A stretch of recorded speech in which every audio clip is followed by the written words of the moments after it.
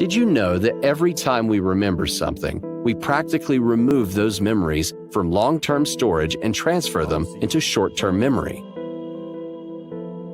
giving our consciousness access to it?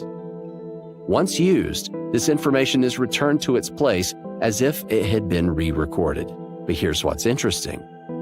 If something happens at this moment, for example, you remember your first teacher, and suddenly the phone rings, now this information will be closely related to a particular event, the phone call.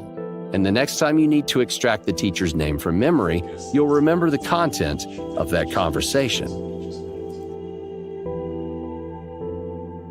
Each time I extract some period of my life from memory, for example, I'm thinking about the place where I spent my summer holidays, I might think about where I want to go next time, and this thought will calm me down.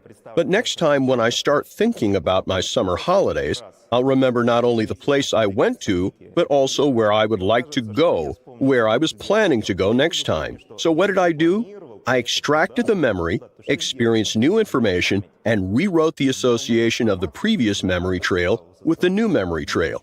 And thus, every time we retrieve it from the memory, we rewrite it.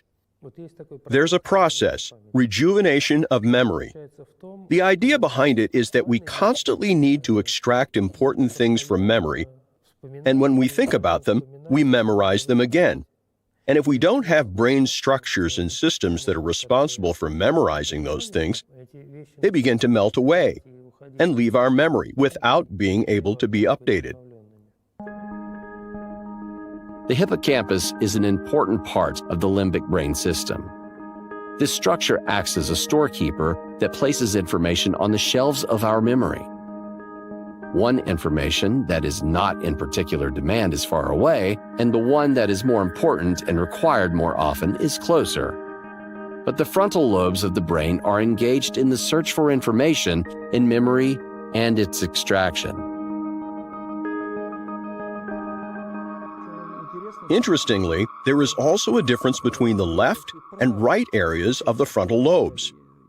If you're looking for general information, activation is observed in the left prefrontal regions of the brain.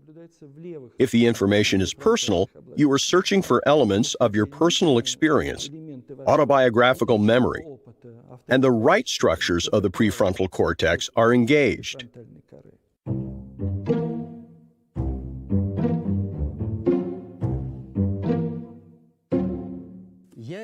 Almost every man has a box with household tools at home. Inside, there are compartments for tools with different purposes.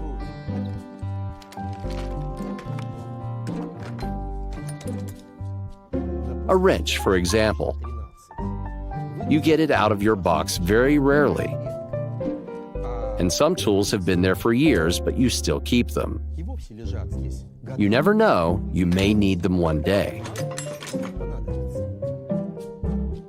But for example, a screwdriver and pliers are there in the most prominent place because you constantly use them. Our memory is the same. The required information is stored where we will not lose it and hardly forget it, and everything else is distributed to different departments.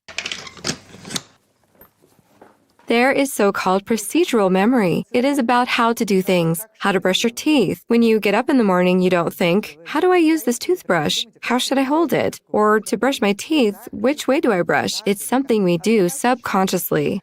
There are different memory systems in our brain. In the brain means that there are structures responsible for our consciousness or episodic memory, autobiographical memory. There are structures that are responsible for the development of skills, training. There are structures that are responsible for the formation of knowledge. When some of them are destroyed, very specific knowledge might be lost. For example, knowledge only about animals or knowledge about numbers. When the other ones are destroyed, an episodic memory may disappear, and this person begins his life anew as if waking up every 30 to 60 seconds. If he or she is distracted, for example, the door slams or someone comes in, the person might turn to you and ask who you are and what you were saying.